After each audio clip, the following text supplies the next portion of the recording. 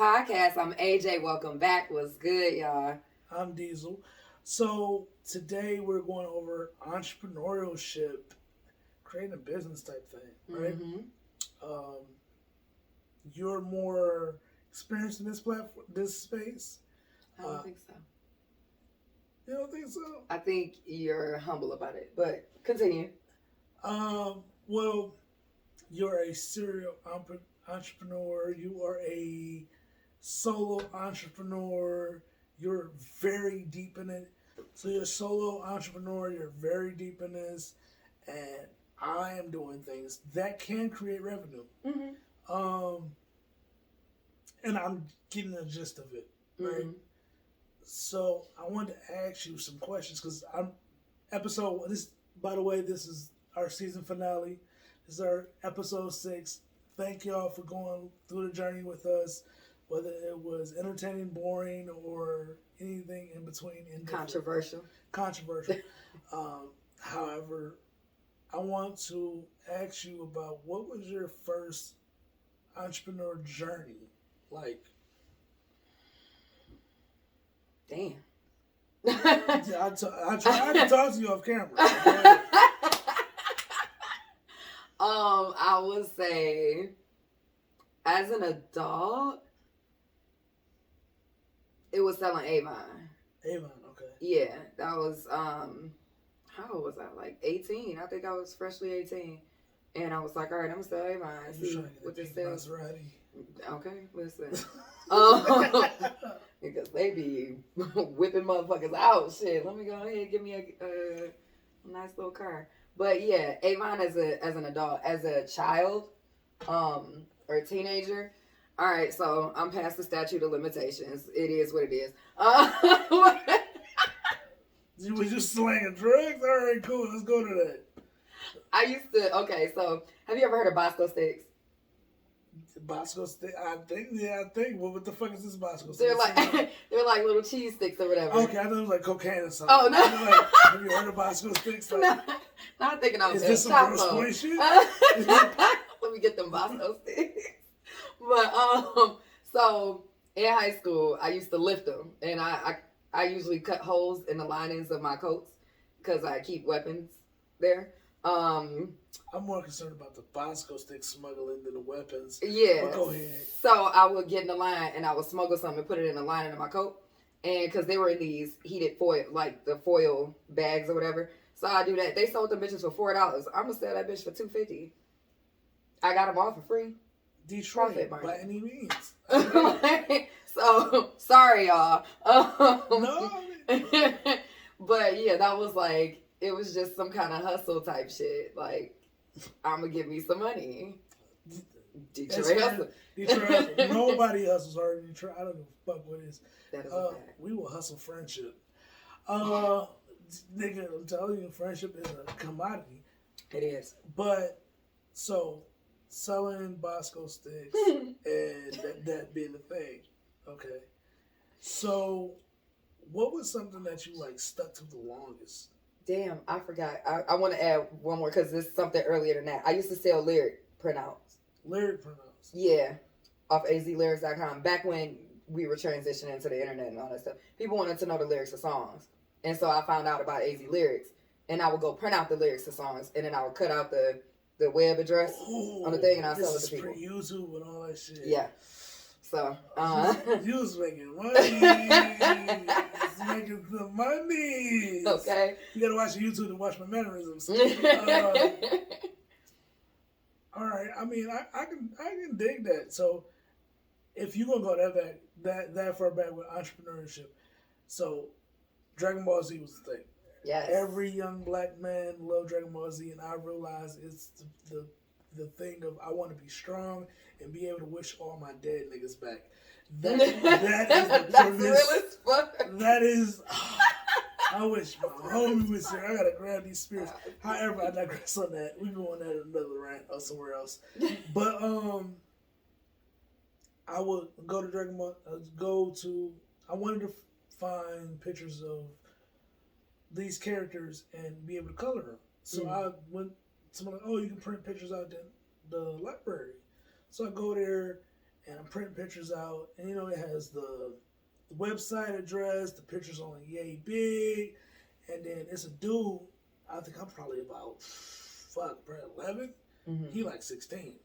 He deep in Dragon Ball Z. This is shit. He watching Japanese tapes. He covering. He getting shit smuggled in from the U.S. Because back in the day, like that nerd shit was illegal. Like you had to smuggle this shit like cocaine. But he knew some shit about like Word, like Microsoft Word and shit like that, expanding pictures, making them big, taking away the pixelation. And I was making these full cover books, like printing sheets of whole full cover. I'm the reason probably why they got like a cost on printing pictures and shit. Because I'm printing hundreds off. Like, you know, that shit went from free to 10 cents to 20. That was me. Because I'm printing books off.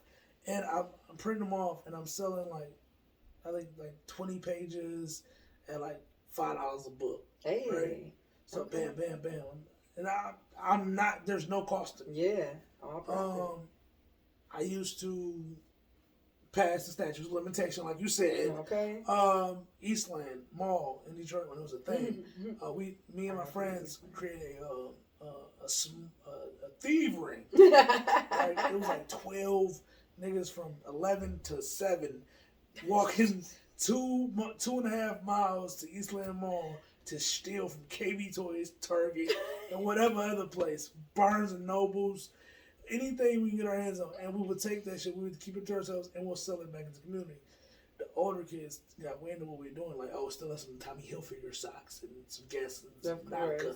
So anyway, we didn't know what the fuck we was doing, but we eventually got caught. Our whole little smuggler got busted. Nigga that busted us, he's working Home Depot. And when I seen him, I'm like, I want to beat his ass. I'm 30, bro. At the time I'm 30, I'm like, I should beat his ass. Still a vengeance. But anyway, I think that was, if you going that far back with bicycle sticks in high school and all that, that's just like middle school, elementary. And yeah, like, by any means make some money because parents like, I ain't got it, I ain't got this, got that. And I think that was a trick. Damn, I realized I've been a trick for a long time. We're going to make a meme out of that, realizing he was a trick face. Fuck. You buy these bitches clear fruit and wings all day? Damn! Clear fruit and hot wings. I've been a trick for a long time. I ain't tricking if you got it. It ain't tricking if you got, okay? Damn! But, I think that was my first business venture, and then selling the Pokemon cards and all that, because I didn't give a fuck about them no more. And it was like, okay, cool. But that derived from my pops. Like, he hustled by me. Now I think about it, like a white dude popping his Chevy trunk, and he got candy and fireworks and shit in it. Hey, come over here. That was weird as shit. But yeah, he did that, and he worked a lot, and I'm like, that was initiative. Like, my pops had ultimate hustle. Yeah. And that poured into us, like all my brothers and sisters, like, we gotta get this shit. We gonna find ways. Sisters so creative with doing shit, and I ain't gonna go into that, but for certain family members, this is like they're still creative with selling drugs. And we do things like insurance and all that type of shit. But yeah, that entrepreneurship is there. It's like, I was thinking about what we're doing now when we started, and I was a little uncomfortable. Like, damn, I ain't got it all together. But I'm like, I've been doing this shit for years. That's why I said, as you spoke about, like by any means. And when you take those, what worked for you back then, what works now, it's like convenience over quality type situation. Because they could go order a book online. It might took them 2 weeks to get, 3 weeks to get. Or they can buy this bitch in front of me for double the price. That got staples in it. But it's what I want. I can color Goku in a blue outfit. Fuck on right? So that's what I was selling. Them booklets went from 20 pages to like 10 real quick. Okay. It's like, nah, nigga, I'm getting some exclusive shit. I was printing out fan art at one time like that. I felt like I had grabbed every Dragon Ball Z picture off the internet. Damn. At that time, like, fuck! But yeah, like that was one thing. And then my dad used to sell fireworks. He had stopped for a while. He started working more. And I had found all his old fireworks in the attic. And I wanted a membership at a recreation center that was nearby. It was Hellman. Shout out to Hellman Recreation Center. It's on Brock. They doing some business ventures and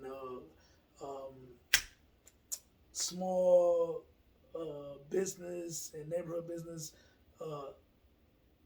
venue seminar this week, upcoming week. Check it out. If you ain't check it out, they always want something there. But yeah, Hellman Recreation Center in Detroit. Anyway, I wanted a membership there, and I'm like, damn, how can I do this? I'm trying to collect bottles, changing that. Found the fireworks, and I just set up shop on my porch. I'm selling firecrackers and shit. It's like fucking September. But kids, 25 cents, this, that. I made my money to buy my membership for the rec by doing this. It installed in me, and I installed it into my daughter, but she's villainous when it comes to this business. I found myself without a job, and my friend had needed to move in with me, and I let him move in with me, and his daddy been selling bootlegs for millennia. I mean, need the good quality bootleg, man, always. VHS case with the printed case and all that. Like, how the fuck they get the pictures and the whole... Back when the VHS was a thing. You know, we had DVDs at this time, and we're walking up. We would sell, go to stores, go to parking lots, and all that shit where people congregated. This particular day, like, nobody out. You know, they ain't gonna be with everybody at home, and they barbecuing. I think it was like Labor Day or some shit like that. Like, and I sat back and thought, where do people be at? They be at home. My baby mom went, her sister, I was watching the kids. I'm like, he left the towers of DVDs with me.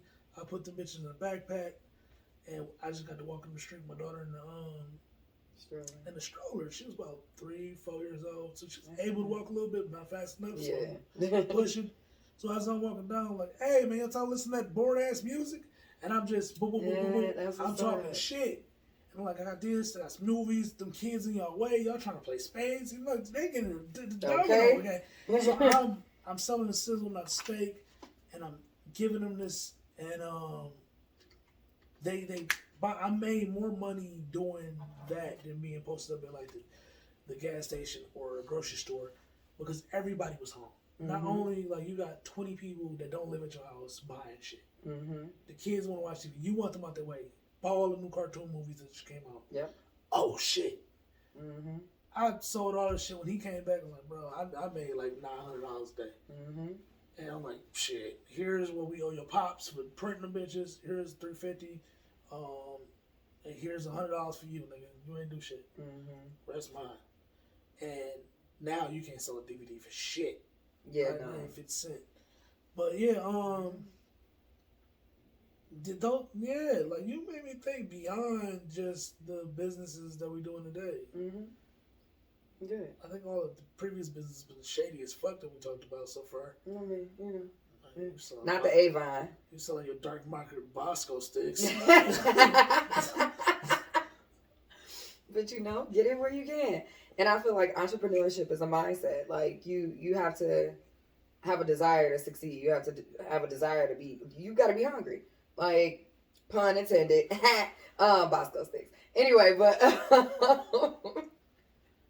you got to be hungry to be an entrepreneur. And you have to be a leader and an outside thinker. Like, you can't just think in the box, because you're always going to be wanting someone to provide you with the blueprint. And that's one thing in entrepreneurship that I have found.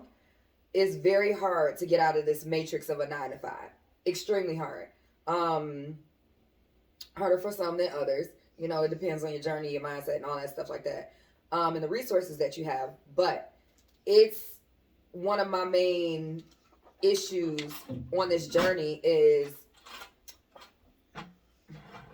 finding what I need to do and coming up with a strategic plan, because if I'm working for a company or for someone or have some kind of business partnership, they've already laid out the rules. They've already laid out the guidelines. I study them. I find loopholes because I'm the loophole queen. And, I make shit happen. And I know how to navigate it like really effectively, right? Exceptionally. And so in my business, I have to start those rules. I have to create them. It's a lot of trial and error. I have to, have that same drive, or I have to have more drive than I have with any company I've ever worked for. And I've done business to business sales. So it takes some drive for that, for real.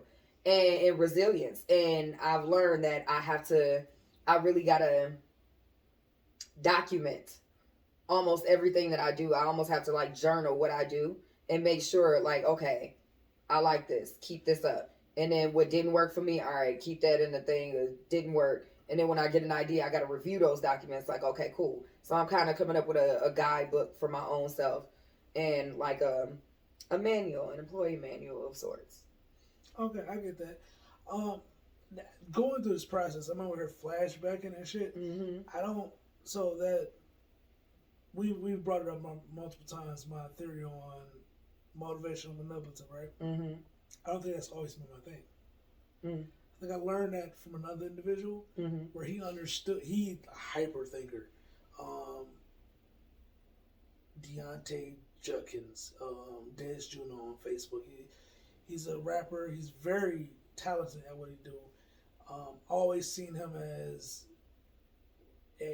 my mind, your skill set, we can go to the moon. But he also implemented some things to me. He started selling. You remember motherfuckers used to be like sell perfume cologne and like yes and shit? Oh yes. All right, so and inside the mall. it was a whole little team scheme type thing, Mm-hmm. whatever. They was also connected to the motherfuckers that like go to your door and say, "Oh, we can lower your gas and station bill," right? Mm-hmm. So it came from that dynamic Mm-hmm. and put that same sales tactic on perfume and cologne. Mm-hmm. They will buy these bottles at like $2 a pop, sell them for like 25, 27, 30, right? Mm-hmm. And we would have to put money on top of each bottle to sell. And they would give us a bag each day of like 30 items in each bag, right? Okay. Duffel bag. Mm-hmm. And he started doing it. Like he ran into one of them. He started doing it. He sold it to us. So how you did was like you build your team and you get money off.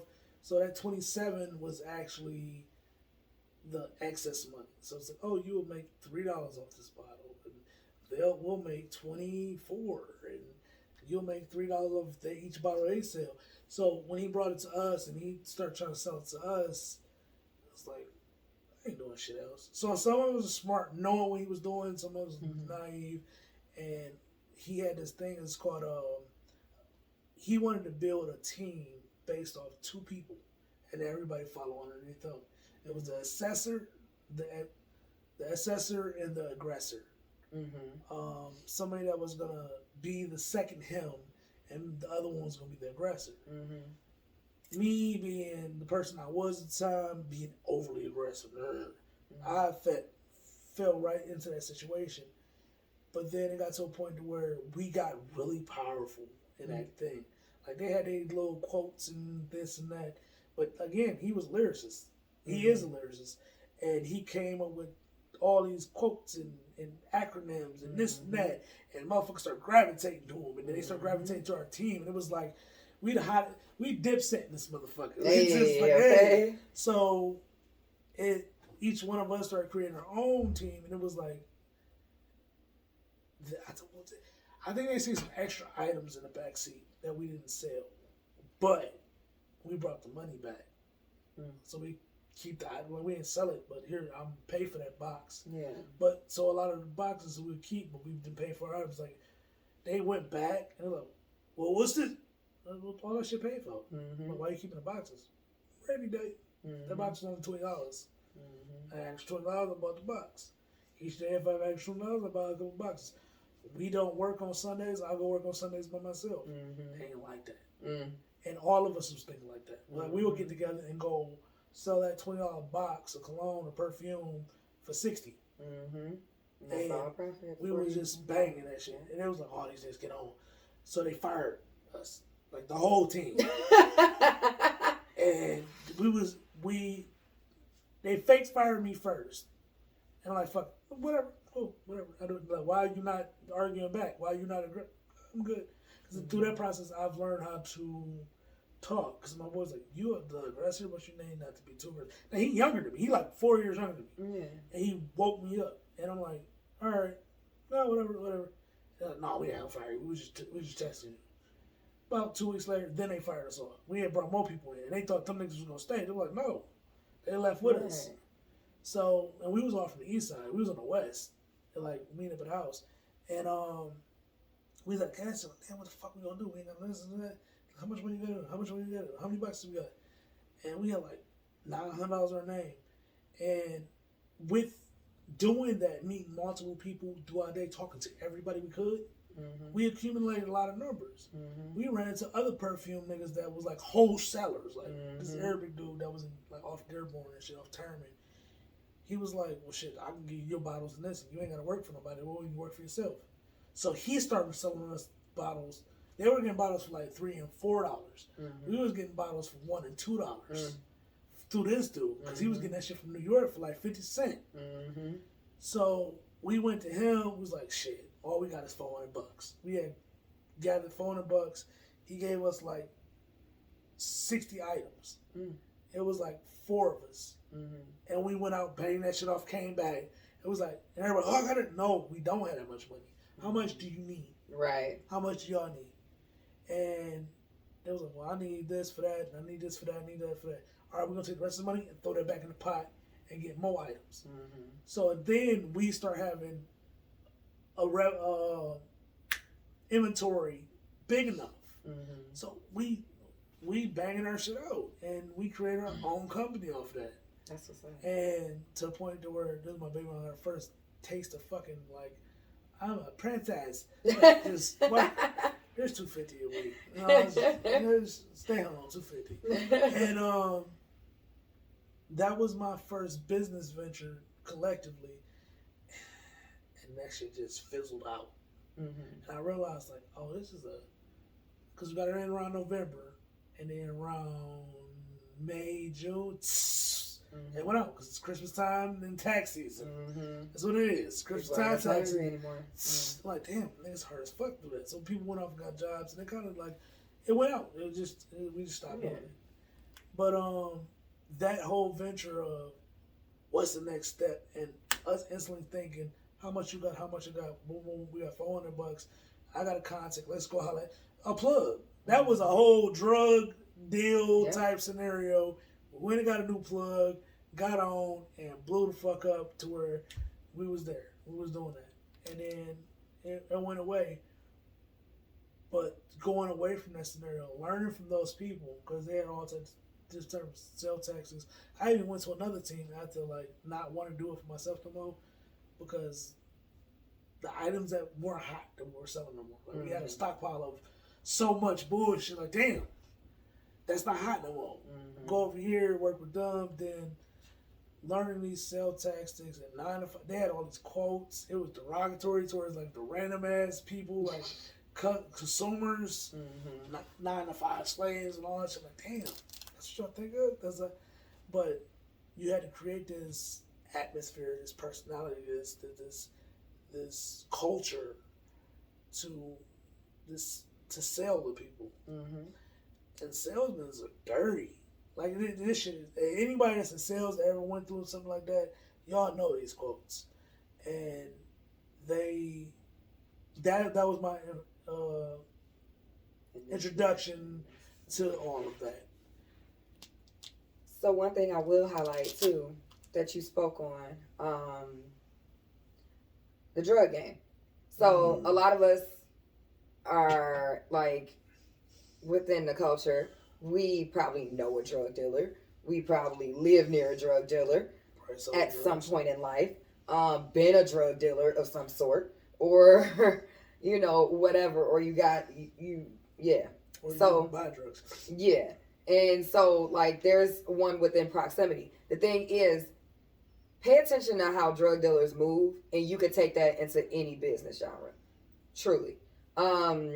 as far as like building your empire, inventory, keeping track of your funds, all of that, like building networks, collaborating with people, um, building a monopoly, having the best quality product, having being where the demand is as far as location, Building a team. convenience, yeah, the collaborative efforts, all of that, like it's recruiting, making things, making sure you pay people the correct amount who's on your team, making sure that you nourish and nurture these people because these people are going to have your back at the end of the day.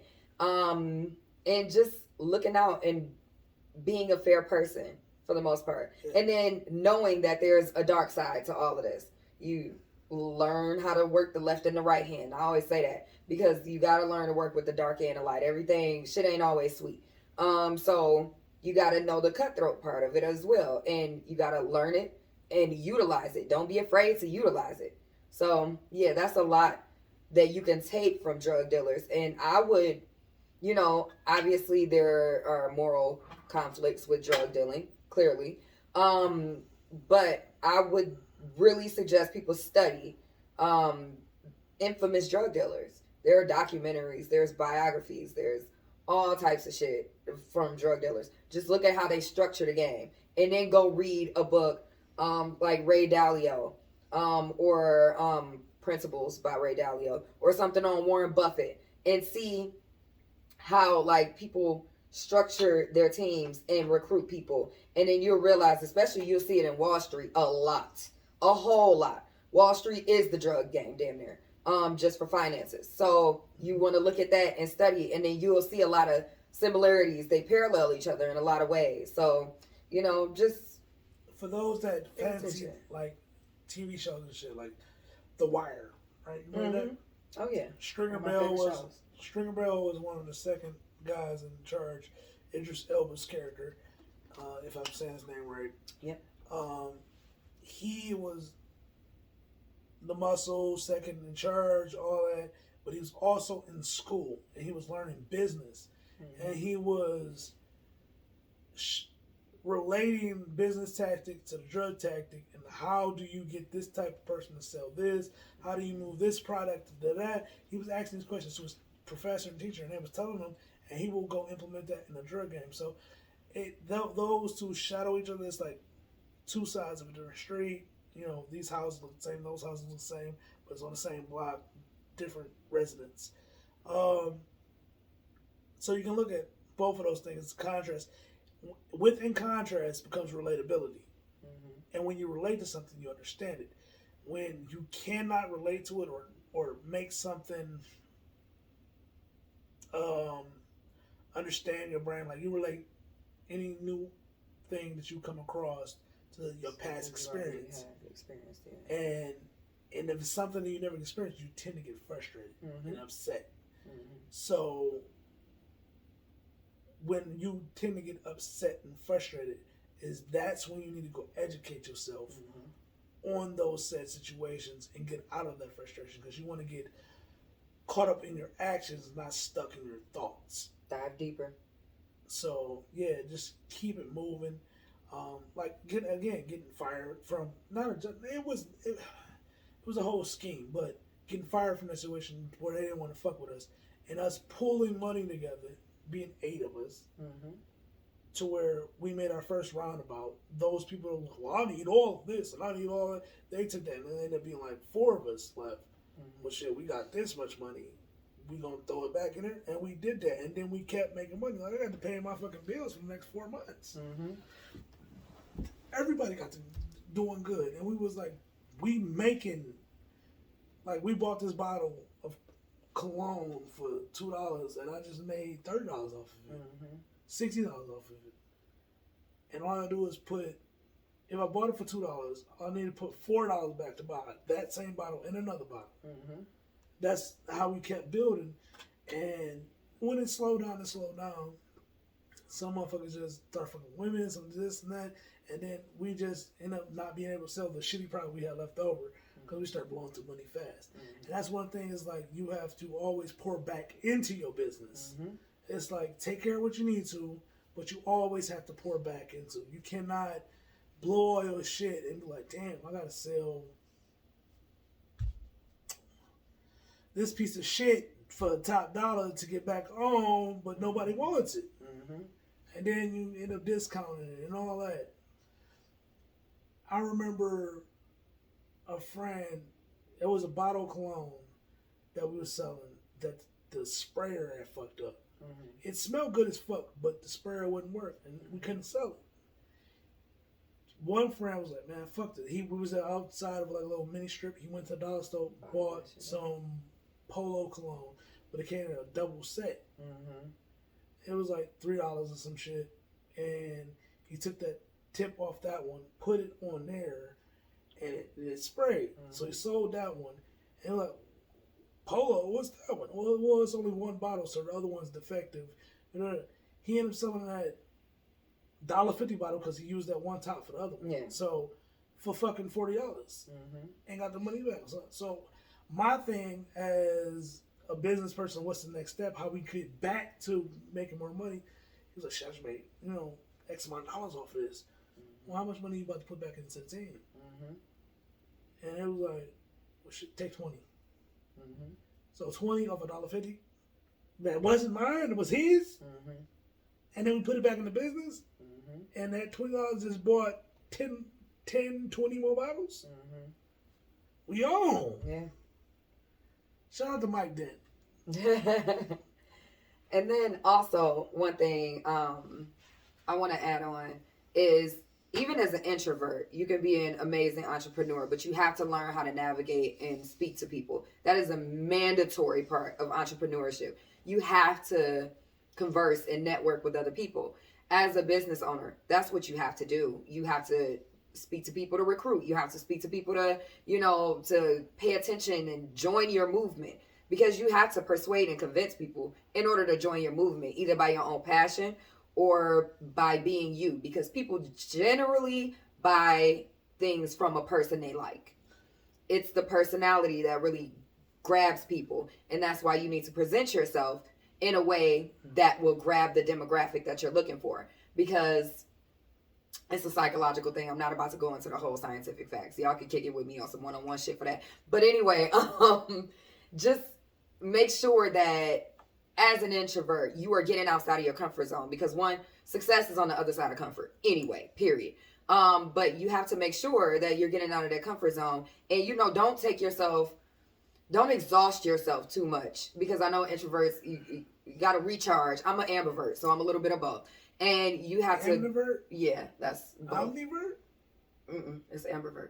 Ambivert? I heard omnivert. No. Okay. But yeah, I'm an ambivert, and I'm a little bit of both. And so with that being said, I know I have times where I have to go recharge, and my bandwidth is diminished damn near. And so do that. But you can utilize social media. You can utilize these messages. Utilize the audio form in these messages. I know some people are really not against that. They're really anti-audio. And that's cool. The person doesn't have to respond in an audio, like a verbal fashion. They can just type it. But there are so many ways to market. You can go back to cold calling. You can go back to, you can generate a lead process. Get landing pages, get warm leads, have people sign up for your email. And then after that, hit them with the email promotions and everything. And then call them, reach out to them. Hey, I see you were interested in this product. Yada, yada, yada, and then sell them from there. Or build rapport. And also, in building rapport with people, don't just use them as a sale off jump. Like, don't come to people like, hey, you're a powerful person. Buy my product. No. People are people. Be personal with that person. Like, you may not get a sale off top, and that's not the intention. Get to know people for who they are, and then provide some value to them, whether it be a relationship, whether it be a plug, whether it be, just general kindness and consideration. Provide value to them, and they will return it back damn near tenfold. So, and even if it's not immediate, it could be 3 days from now, it could be 5 years from now. And they'll think of you like, damn, that person is in such and such. Okay, cool. So I make sure as an entrepreneur that I look out for my fellow entrepreneurs and anybody around me, basically, because when you pour into people, people will pour into you. They'll feel compelled to. So yeah. So, all right, we went over past entrepreneurships where it was teenage, late and early 20s. What about now? What's going on now with you? What's the entrepreneurship journey now? So what am I into, or like how is it affecting me? No, what's both? Okay. So what am I into? Well, I have my main business, which is AJ Steps of Alchemy. That is a holistic business. Is centered around life and wellness coaching, but I do all things holistic. I'm still learning herbalism, but that's to come. I'm also in massage therapy school. So with that, I'm going to start packaging coaching packages with massage because you can release a lot of emotions with massage. So we'll start off that. This is an optional thing. It's not going to be mandatory, but you can purchase a massage. Then I go into emotional release, energy release, and all that. And then we have the coaching session to where you're open, you're present, and you can really heal and move on to the next steps. So massage therapy, AJ Steps of Alchemy, the podcast, DNA, and then I also have another business venture, and that's a whole umbrella term of solutions for the culture, and that's going to be a few other podcasts. I have a YouTube channel. There we go. I have a YouTube channel under AJ Steps of Alchemy. Huh? See, you got your wine. I got my wine. There you go. But I have a YouTube channel, and that's centered around personal development as well and entrepreneurship. So yes, I interview small business owners. I interview entrepreneurs. I interview anybody that's dope with some insight, basically. So even if you work a 9 to 5, there's something entrepreneurial in your spirit that you've indulged in at some point. And we want to learn from that. So I highlight situations like that. And people of that, nature. What else am I into? I consult in, in various fashions. I'm not going to dive deep into that, but I do consult. I'm a mentor for, school-age children, elementary, middle, and high school. So I do that on the side as well. I am currently pitching some partnerships with a few businesses. I'm not going to speak on that. That's to come. I have a workshop going on at U of M in a couple weeks. Turn up. Personal development and self-care. I do taxes. It's tax season. Okay, get with me. And is that it? I feel like I'm forgetting 2 things, but I don't know what those 2 things are. That was a lot. Like, I'm intimidated. My dick is a belly button. I am done. So, I just to let y'all know, I was very intimidated about doing this episode because it's like, I only like to speak about what I've done, what I know, what I've experienced, and when it goes into avenues where I think I'm not equipped to handle, I start to get shaky and fearful. Maybe not, maybe this, maybe that. But when you brought up earlier things, I'm like, oh shit, I've been doing this. Mm-hmm. So, just to speak on, like in the first episode, I spoke a lot about a social club. Like it was never about making money. It was about making people equipped with dealing with the things they do, right? Because I wanted to be equipped. So for me to make you equipped, if I make you equipped, you're gonna make me equipped. If I make you better, you make me better. Iron sharpens iron. And that's what been the avenue of what I've been doing. I wanted to create a release for people to where it was just easy.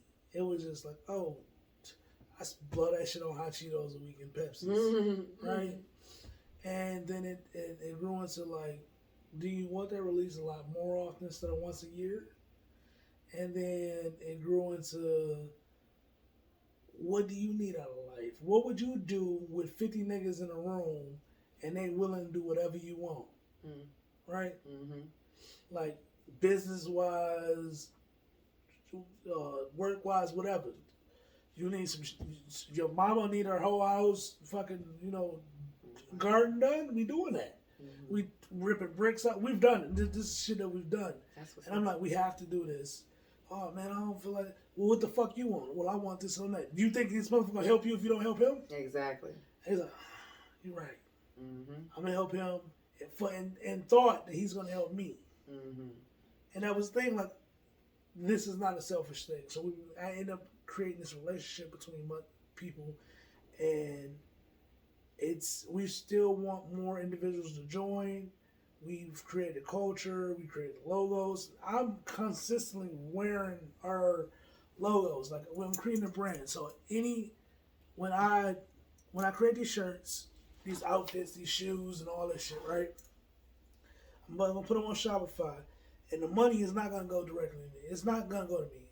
It's gonna go to the social club, and then we do stuff. As in, we buy lots. We buy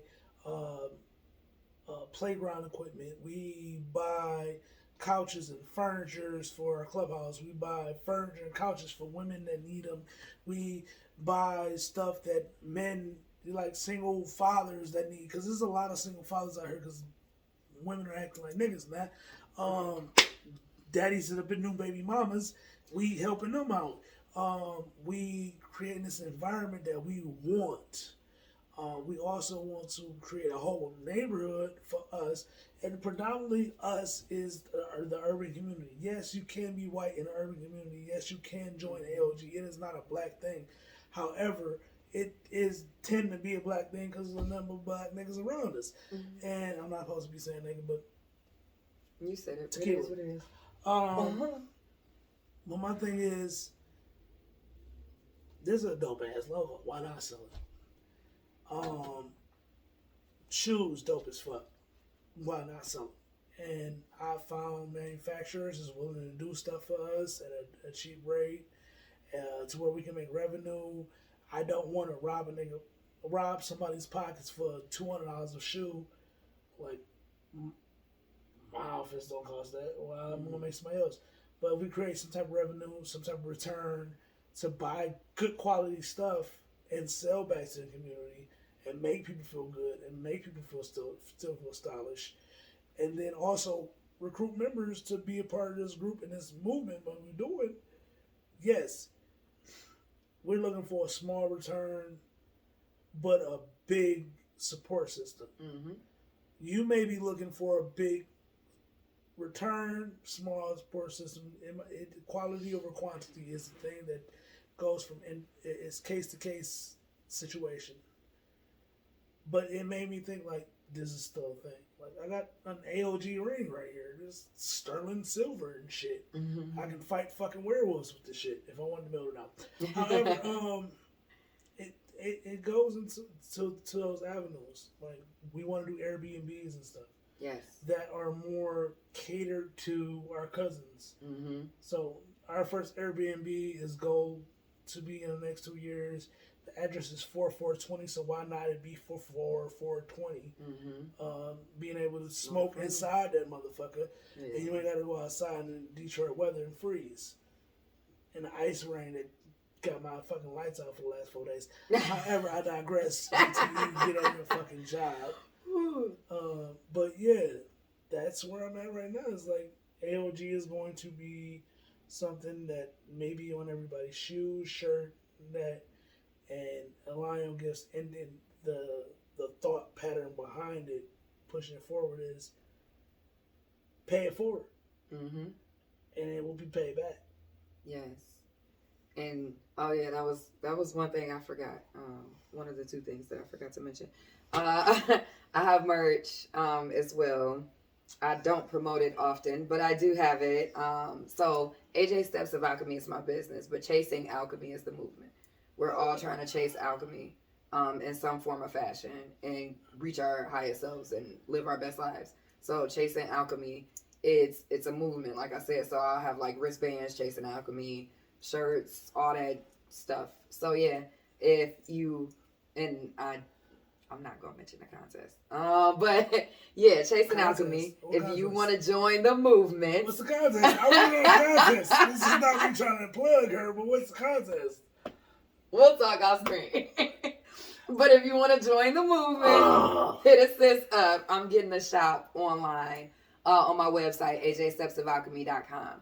And on my Instagram, ajstepsofalchemy. But right now, my focus has been more on creating these business partnerships with people. So I haven't really pushed my merch as much. But yes, I do have it. It's available. It's ready to purchase whenever. And I think I wore my shirt in one of the episodes. I don't think you did. That might have been a scrapped episode. Who knows? Whatever. Anyway, if you follow me on social media, you'll see me in the shirt. So pay attention to the scrapped episodes, so they're being edited into promos. However, damn, why would you hit us with the next time on Dragon Ball Z? Like, there's some of them bitch on the edge of my seat. Like, what the fuck is this contest? Tell me, please. Hold me. You ever see what the fuck is that movie? He was writing a book. It was Jamie Foxx writing a book with Morris Chestnut and Gabrielle Union. You remember that movie? Jamie Foxx, Morris Chestnut, and Gabrielle Union. No. I know it's off subject and shit. He was writing a book and he had like pages and shit. I took and played a game, rules of engagement. It was something, but it was an old white dude in that bitch. He was like, "Who my?" It was like, one of them is like, "Oh, tell me this contest." The same inflection. Who Why does that sound familiar? It is familiar because it's a black movie. I probably saw it. Okay, so listen, y'all. I don't watch. This is a sidebar. I don't watch a lot of TV or movies or anything. I like to watch stuff that I can learn. But the black classics, I've seen those. Okay. Hey, if you want to go on pop culture, besides Training Day, that's the only one I did not see. I'm gonna go on show. If anybody interested in like pop culture, head to head with me, like put me on your podcast, put me on your shit, whatever. Same. I'm ready for it. Like, if my talk is music, so let me tell y'all, whoever, that's a podcast that I have coming up as well with yeah. Anyway, so but add me as a guest if you talking music, because I'll talk your head off days, baby, days, and we can have a debate. Let's get with it. All right, just to say this, like, let's just see these bitches. This bitch is clean as fuck, right? Could the AOG's 11s, the orange and what we call this shit, dapper green, dapper olive, whatever the fuck this is. Whatever shirt y'all like, just let me know in each and every comment. Like, oh, I like that one better. Yeah. So with the Vanna White, the Vanna White. Vanna Metal then. So Vanna Black, okay. I don't know where else to go with this. Okay. Is there something else? Yeah. It's yeah. I mean, I asked you, I'm like, where do you want to go? I'm over at dumbass budget or where do we go? But as far as entrepreneurship and a journey and everything, what are some things that you have learned throughout, like, as far as bumping your head? Like, one of the major things that I've learned, so you don't need the fucking mic, but I think we need to set that motherfucker for me, because I whisper when I talk. So I'm gonna try projecting this. One of the things that I've learned in that is that you're not gonna get that direct energy, that direct follow, that direct compensation from the people around you. Family, friends, they most likely are not going to be your first person to buy your product, whatever you're selling. It's gonna be the strange motherfucker. It's gonna be that weirdo. It's gonna be that nigga that I don't know. It's gonna be somebody you don't expect, and you're gonna fuck around and find out that it might be your best friend. I got some individuals in my situation that they become dear friends to me. Mm-hmm. They've helped me through situations, and I have a social club business. Mm-hmm. Like, my business is selling friendship. Mm-hmm. That's dope. And it's weird as fuck. That's dope. So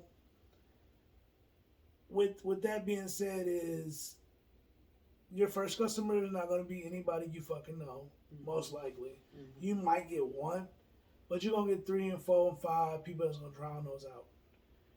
don't hold resentment towards those people, because if you believe in the Bible, Moses' family didn't start helping him build that fucking boat first. Mm-hmm. It took a couple strange niggas to come over there and start building shit. Like, who is this, honey?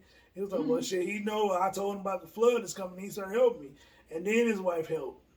So know that individual in your household, in your family, in your bloodline is not gonna help immediately. Mm-hmm. And if they do, kudos to fucking you. Mm-hmm. But don't ever let that shut you down. Secondly, those people that are great, just great people. Like, if you like, damn, I wish I had your talent, or damn, I wish I had your skill, or you do this, or you have the certain look, and if you do it this way, and they don't want to do it, and they don't pursue that, don't hold it against them. You gotta treat your friends like a deck of cards. You got ace, queens, jacks, tens, A's, ones, and all that shit. But every deck of cards got that barcode of card when you buy it, that barcode. When you realize, like, oh shit, I lost a card, I'm gonna write on this barcode card, it's a jack, it's a joker, it's this. Every time you throw it out, everybody in the group gonna be confused. The ones that's rocking with you tough, who the fuck is that dude? Mm-hmm. And then you gotta have to explain that person. Mm-hmm. And you have a deck for every situation in life. You have your party, you have your business. I gotta go drag this whole deck. You gotta, beat a bitch ass. You gotta, I'm a party. You got a deck for every situation you in. That person don't fit. You can't throw an Uno card out in the middle of a spades deck. What the fuck are you doing? You would start a whole draw family four brawl. Spades. Like, no. A whole family brawl. So, know who you play in a situation. Put them in an avenue where they're gonna excel at. If they can't excel in party atmosphere, when you tried every avenue of your life, atmosphere of your life, and they just not doing shit, then they a barcode. And that barcode ass niggas, just throw them away. The casino don't use them. They don't gamble on barcode niggas. Why should you? I'm about to start going around calling people barcode niggas. Barcode niggas, bro. Barcode ass nigga. Fuck? Get the fuck on my head. Get the fuck on my life. But that's when you've placed them in situations. Put that person that excels in this avenue in your life there. And they just in a chamber. That's where they're going to excel at. They're never going to let you down in that. You can't, look, I want you to bring your energy and hold it against them because they're not excelling over here. I have a friend that has multiple talents. He can sing, he can dance, he can fight, he can do all that shit. He can do personality skits and all that. But he doesn't want to use none of that shit. He is a great worker. If I had a fucking factory or a job, that he will be my team lead. He will make shit happen.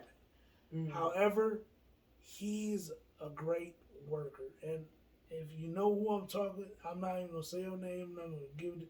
But if you listen to this, you need to use your talents for your fucking self. Don't hold it against me because I've said, if I was you, if I had your skill, bitch, you need to go do your fucking shit because you can be a millionaire. And I've been backing you from day one, and I love you, but I know never to put you in a situation where you're not going to exceed. And I will never make you feel uncomfortable ever again because I know how you feel. I want to add something to that because so we're in a time where entrepreneurship is cherished, coveted, is promoted, and all that, right? But I do want to shout out to the 9-to-5 people because y'all are what businesses are built on. Us people compelled to be entrepreneurs. I'm not going to shit on somebody who work on a 9-to-5 because I need you on my team.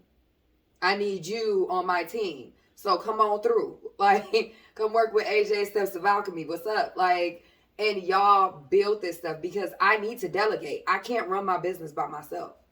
And so if you are an A-type individual and I need a personal assistant or a VA, virtual assistant, and you're an A-type individual and you're organized and you have like this calendar system and all that stuff like that, I want you on my team. Please work for me. Because honestly, entrepreneurship is hard as fuck. This is my life. Like my whole life. I built my life and I quit my 9 to 5 and all that shit. And don't do that without planning. Please don't. Please, please. I beg of you. Oh, no. Oh, Lord. No. Don't do that. Can we I do learned it the hard back? way. Can we do it? The only reason why I like created a business and perfume and cologne, because nigga, I didn't have a job. Yes. I got, it came out of necessity. It came out of I had to. So when I'm like, when y'all heard Detroit hustles by any nigga, we make shit happen. Yes. Like, we would steal a meter from a abandoned house and put that bitch in our house because they took our shit off. Like that, we will make shit happen. Detroit. If you can make it in New York, no, nigga. If you can make it in Detroit and not get shot, you can make it anywhere. That.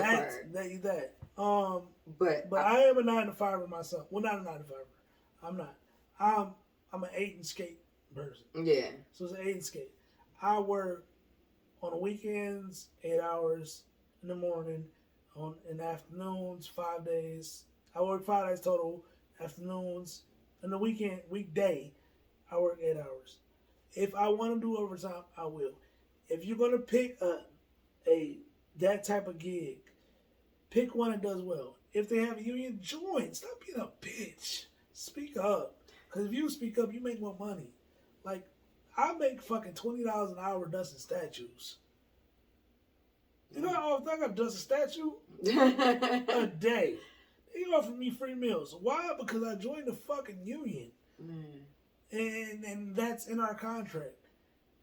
If your job got a union, join it. And I'm going to go right there. Like, those 9 to 5 people, yes. I speak to people. I also work a second job. I work at a casino in Detroit. I ain't going to say which one because they don't need clout. But I work in a casino, and I hear these people. They got these dreams, aspirations, and shit.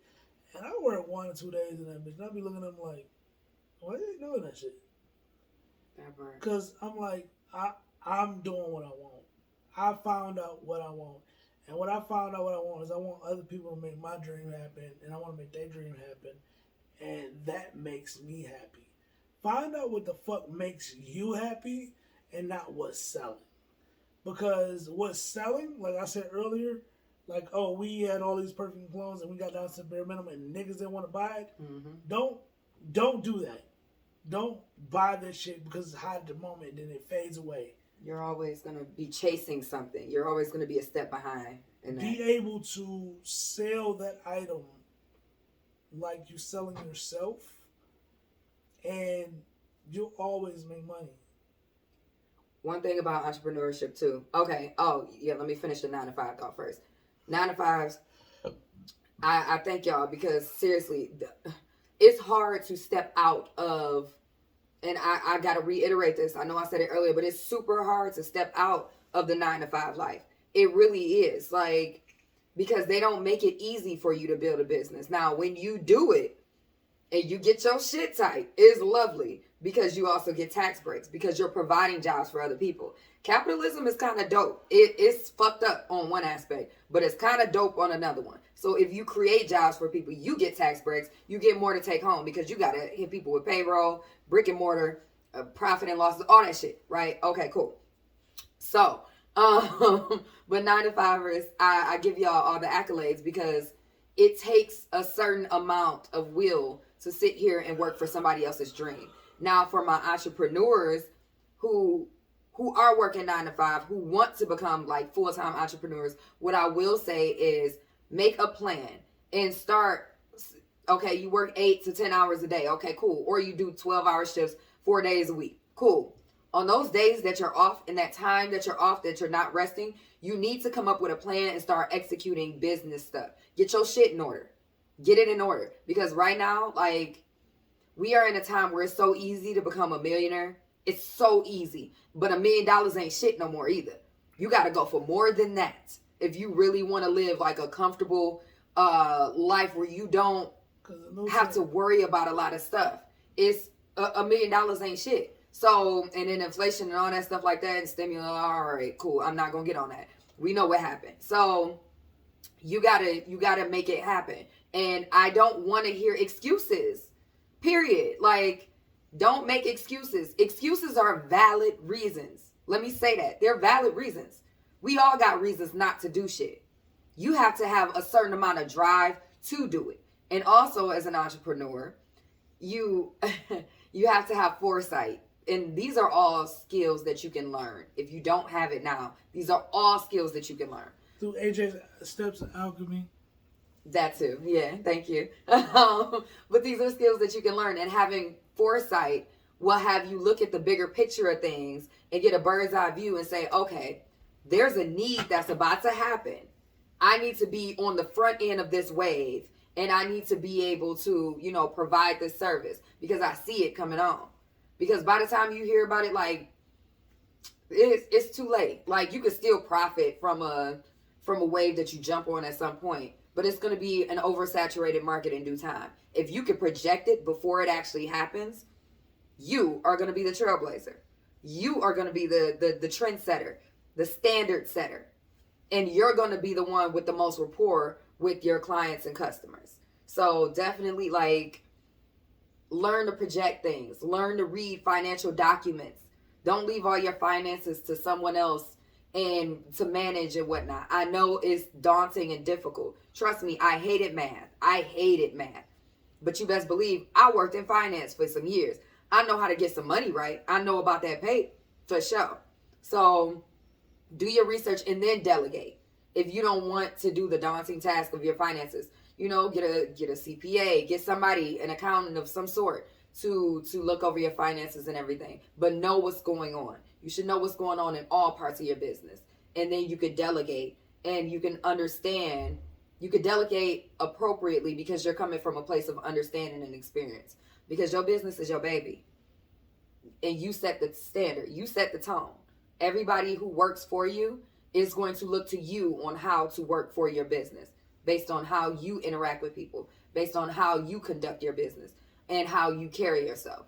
So, all of that. All right. So, with that being said, you broke down a lot of stuff that through story I said, bullet to the point. You have to, in 9 to 5ers, if you want more, do more. It's not hard. If you can give somebody 8 hours of your day, 8 to 10 hours a day, you have 4 hours for yourself. You don't need that much fucking sleep. I'm proving of it, and I'm pretty sure you're proving of it too. I don't agree with that. I'm not gonna lie. I don't get enough sleep, but yeah. I'm pro to sleep. pay bills. To pay bills, you don't need much sleep. Yeah. Okay. All right, like, cause that last 15 days, like, damn, I need to pay rent and lights. You can struggle on sleep, and when you catch up on it, it feels better than always constantly sleeping, constantly being lazy, constantly doing that. Cause I've gotten to a complacent area, like, everything taken care of. That's just boring. I don't know. I think it's the endorphins of being under pressure. I think I do that shit to myself on purpose nowadays. However, if you don't, you don't. If you do, these are things that these are guidelines that you can take in consideration. Like, well, AJ did this, Diesel did that, and these are things they went through. They did this when they was young. They're doing this shit now. I can do X, Y, and Z. That's all this episode was about, was to make you fucking think outside the box. Because I met somebody that made $70,000 at a dentist's office just saying, okay, what's your date of birth? And now all they do is Amazon orders. And they were making $1,500 a week. Now she's making $300 a day. How many days in the week? Y'all do the math. It's like, but she's putting overtime. She's bullying her car. Those are things we have to take into consideration of what am I doing. So 9 to 5 is like, I don't have to do all of this. All I have to do is drive to my job, park, work 8 hours, go home, make the check. This person has to drive 12, 15 hours, make double what I pay, double what I make, but put 50% of what I make into their car. You get what I'm saying? So you have to take all these into consideration and see where you fit in. And sometimes if you can attach to somebody else's dream, they can make you a second best and all that. That's perfectly fine. Yeah. But don't stop and just be complacent. And there's a few things I want to add to that. It's okay to be satisfied where you are in life, wherever you are in life, but don't be complacent. Complacency is the devil. Truly, it will keep you stagnant, and you don't want that. You want to always be progressing. If you're not progressing somewhere in life, you are dead inside. Seriously. Like, God damn. Like, it's true. We are evolving creatures. This is what we do. We need to make progress. We need to learn. We need to figure things out. And so if you're not learning in any capacity, if you're not doing something and progressing and growing, you are literally dead inside and you're miserable and you're probably projecting your misery on other people. So make your life and the loved ones around you's life better by progressing. That was kind of bitchy, Andrea, but it is what it is. Okay, so also as an entrepreneur, you have to have grit. This is a time and age. It's too many people out here who want instant gratification.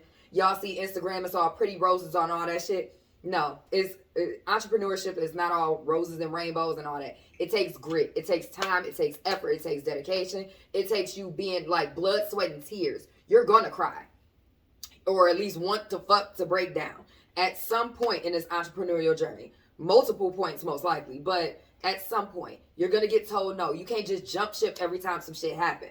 Okay, you have to have endurance. You have to have stamina, which is why your reasoning behind all this shit has to be solid. Why do you want to be an entrepreneur? Because you think it's cute? Because it's fun? Because it's a trend? Or do you really want to provide generational wealth for your loved ones? Or do you really want to help people and do your own thing because you want more resources? You have the money to help people because money helps people.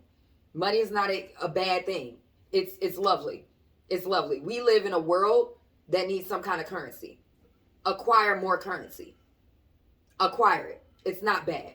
So otherwise you're just stuck broke in the corner looking like, well, I want to save the world, but I'm broke. How, Sway? How? You can affect people one by one, but you can affect the masses when you got money. Get that money. Make it happen. And have a plan when you go into these entrepreneurial journeys. Don't be like me, baby. Let me tell you, it was hard. It still is hard. I'm trying to catch up constantly because of a choice that I made. Now, granted, I don't regret it. I did what I did, and I'm good. I'm good because I have that drive. I have that foresight, and I know how to manifest. I have things on my side. I'm blessed and highly favored. All of that jazz, right? But if you are prone to breaking down, you want to save some money. Each check you get, save some of that money. Put that up. That's for your business fund. And then take another, that's an emergency business fund right there. And then take another portion of that, buy your resources. That's your startup costs. Keep it going. And as he said, reinvest in your business. Don't just go broke when you make profits and go blow it all on some shit. It took money to make your business. It takes money to run your business. Invest in yourself to grow. Because as you grow, you expand. And when you expand, it takes more money. And so you have to keep that going. Keep that revenue going and flowing and reinvest. And then next thing you know, you're going to have a behemoth of a business. Yeah. Shout out to everybody that's doing like apparel and shit like that. I'm going to give you a tip that there are companies out here that'll make you shoes. There are companies out here that'll make you t-shirts, that print shirts, that don't put logos on their shit. You can make money off that. You can do Shopify. You can do print this, print now, print on demand, period, and make money off that. Come up with a dope logo. Come up with this. Come up with that. Make shit easy for yourself to where it's like, if you're a 9-to-5er, these are things I do on the side, and then when it gets profitable, you make that decision. I had worked with a person that worked 22 years at the casino, as long as Detroit has been doing gambling, right? Wow. In Detroit. And they came there when they was 20 and they fucking 42, And it's like, I want to open up a boutique. I'm like, do it. Right. What the fuck is stopping you? Like, this rent costs that. I know all the spots and I can do it. Okay, tax season coming. He's like, I ain't did my taxes yet. Oh, do that, do this, do that. And they did their taxes and they opened their boutique and they still worked a little bit. And then I'm like, what's going on? I thought you said you was quitting. Well, my boutique, and then their boutique took off, right? And I'm like, what's going on? I'm making a lot of money like this, but I'm so tired. Do you trust yourself? Yeah. You know you can come back to this bitch? Yeah. Go do it full time. Go do it. I'm only here 2 days a week. A lot of y'all niggas hate me because I come in this bitch and I don't do nothing. And I make $20 an hour looking at niggas' IDs and seeing if it matches the date. I mean, it is what it is. But these people, that individual decided to went and do their boutique and they doing good. They've been doing good for a while now. She's selling everything. Dresses, lingerie, jeans, this and that. Manufacturing it back. Once you go to Alibaba and then go to Alibaba and you look at their tag name, you look at that who's selling the shit, you search that name. Hey, I want to make some jeans that do this and that, and they got a little stretch to them. Like, we can make that shit for you, and they tell you a price. And you're like, shit, I just need to buy 10 of those for right now. And that 10 of those might cost you $200. Now you about to sell each one of these jeans with an embroidered stitch for fucking $60 a piece. You're making money. Detroit is gaining so many black businesses. Is about to be the second in line when it comes down to how black the city is. And it's not all about color, but it's about drive. And I'm just shouting out people of color that's doing this shit for themselves, because a lot of us is like, well, and if it ain't white, it ain't right. But when you do that shit by yourself, take flight. I feel that. All right. A few other things that I want to add. And then I'm gonna wrap this up or whatever. We gonna wrap this up, and if you want, we could do a little recap session on the past 6 episodes just to wrap our season up too.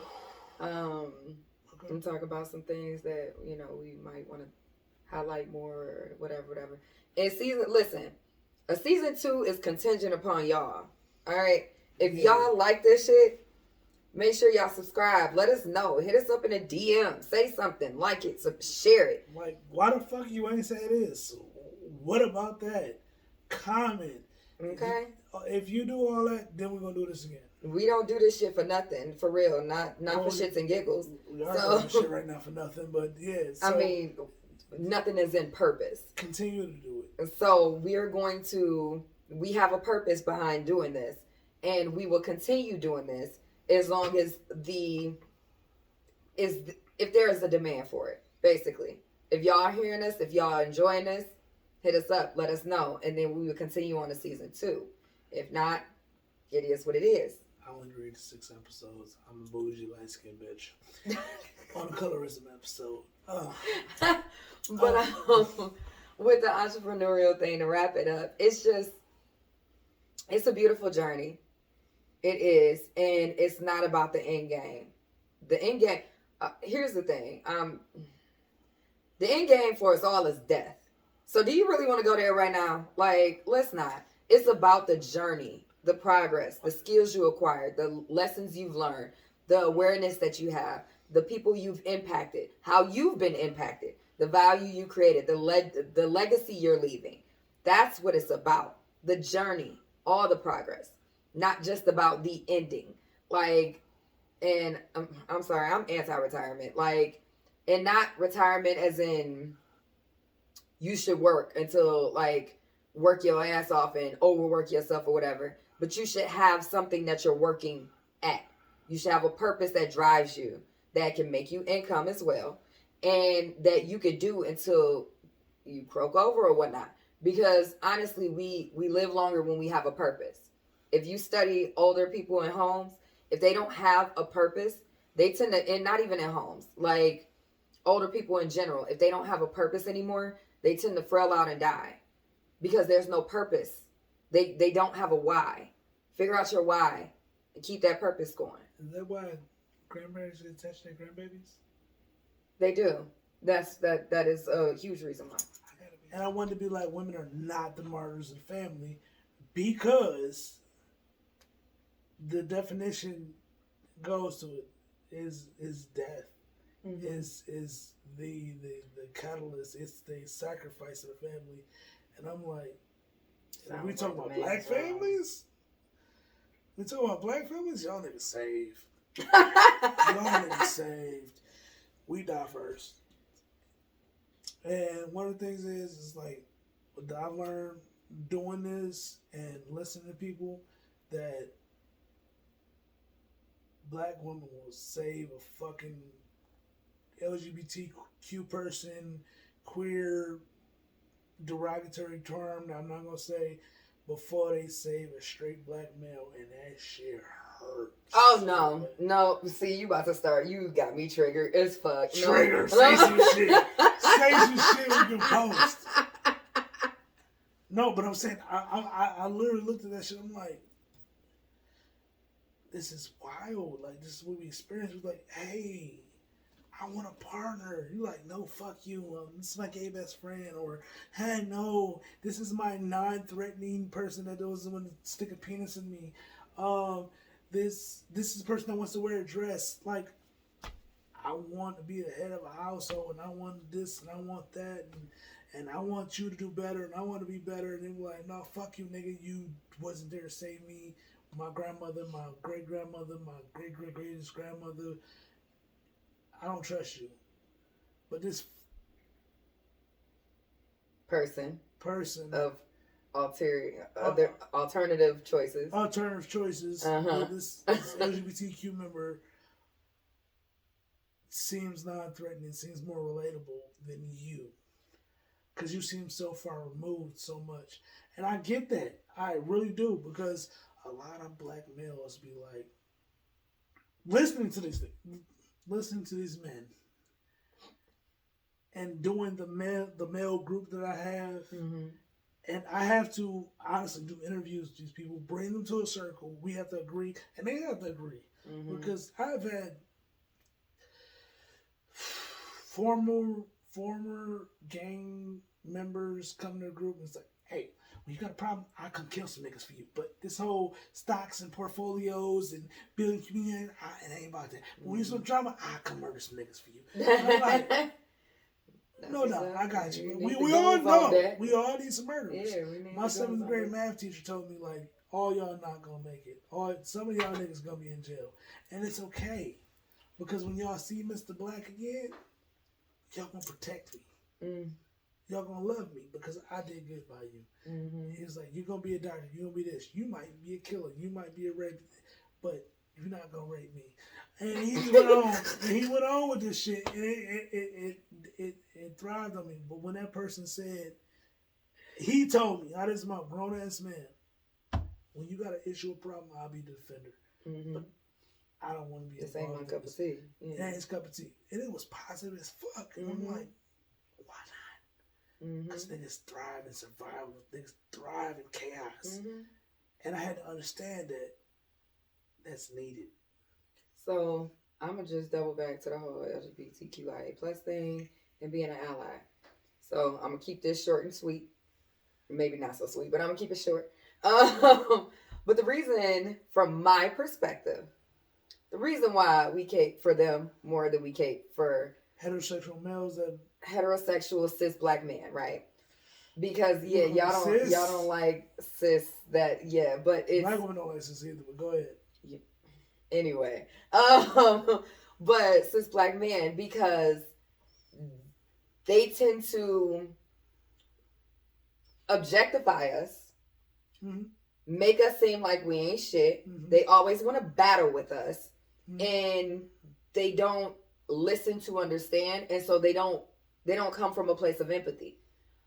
On the other hand, LGBTQIA+, those individuals do, and they understand our struggles. and they're there for us, and they're there with us, and we're there for them and with them in exchange. We give where it's given. We will pour into whoever. You're gonna have to make some edits to this too, because like clip this.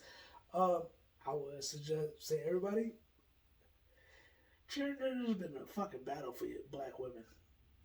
Transgender men or gender women have been a battle for black women. Okay, I get that, but at the same time, there's still a lot of them who are allies with us. Calling you baby maker? Calling you egg donor? No, they're obviously good and bad. They're good and bad people in those categories, in every category. Why isn't it good and bad straight heterosexual males more? To me, there are. What is the 50-50 ratio for both groups? No. Why not? Because I can't pull out a number right now. I'm not about to try and pull out a number out of thin air. But two, it's because based on our experiences, like, okay, say I met 100 men in my life, right? Okay. Out of those 100 men, I'm putting a number on this now, but out of those 100 men in my lifetime, I would say 80% of them have not tried to understand me. I'm gonna say you the villain in this whole podcast. You were the villain. Listen, everybody needs a villain there. The light skinned nigga is gonna be the savior. Stop it! Don't do that. But they have not tried to understand me, and they've been so ego driven in their own endeavors and ulterior motives and whatnot like that they don't want to understand me. They just see me as something to fuck on. And even if we've never done that. So it's just like lust runs them. And it clouds their judgment. It clouds who they see me as. It clouds all of that shit. You don't have to worry about that with somebody in the LGBTQIA plus community. Because bisex workers, it will decloud your judgment. Hey, that's a profession. It's the oldest form of currency. I bet. Pussy. But yeah, like, so that's why, like, that's why, one of the reasons why, because it's a whole stacked reason list. I don't know. But that's one of the main reasons why. So, yeah. Knowing some of these individuals, and it's like, how did he know them? Like, I work a lot. I work in a lot of places. I know a lot of people. I deal with people. That's how I ended up becoming a people person, because I had to be forced into that. However, I got a gay brother, and he informed me of certain terms and certain words and this and that, and y'all haven't bumped your head yet with that community, but we have. Yeah. And it's the fact that I can't bark like a dog and say I identify as a dog. And we're going to leave that conversation right where you left it. I'm going to put that down in your corner. And if y'all want to hear more of this conversation, let us know season 2 and we can get it popping. But for now, we're going to leave y'all on that cliffhanger because, woo, yep. Oh, shit, yep. That was time to cut it off. That tequila right there. AOG, shout outs to The Rock. Remember the Lion gifts. People around you, people that you need to talk to, people that you don't even know can make your dream happen. This whole podcast came from a slide in DM. But we created a friendship, a workers type relationship. It's oh damn, my phone vibrating. It's probably hoes. But anyway, yeah, light skin. Colorism, platonic friendships, marriage, all of that. Social media, entrepreneurship, collaborative efforts. Check out all the episodes. We love the people that are checking them out. Share them on every platform except for Tidal. I don't know what the fuck's with y'all. And we're gonna try other platforms as well that we haven't got to. But check us out. Period. There's not gonna be a space where you're not gonna see us because we're about to drown the shit out of y'all. Okay. This is from your boy Diesel. I just have to say, thank y'all for watching us thus far. For those of y'all who are just discovering us and binge watching our episodes, thank you. Everybody who gave us any kind of time, because time is the world's truest currency. And that shit you cannot get back. So thank you for spending your time watching us and engaging with us. Or and, listening.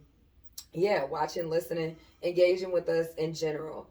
Make sure you follow us on social medias. If we don't do season 2, if we do season 2, we still gonna pop our shit out because we are who we are. So follow us on social medias. All our shit is down below in the show notes, in the description bar. Wherever you watching this, you can look at the details and you'll be able to see our information.